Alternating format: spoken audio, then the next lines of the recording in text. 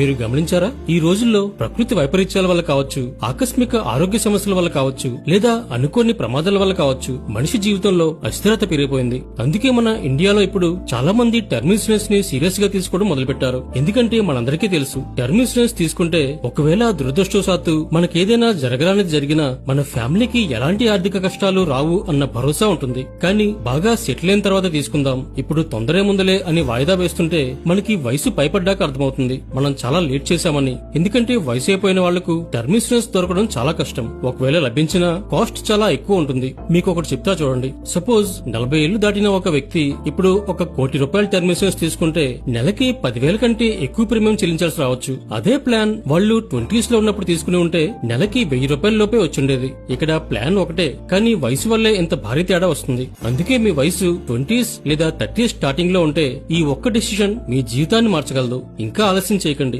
Term insurance ముందుగానే తీసుకోండి. ఇప్పుడైతే మీకు తక్కువ ఖర్చుతో దొరుకుతుంది. మీ జీవితంలో తీసుకునే అత్యంత తెలివైన డిసిషన్స్ లో ఇది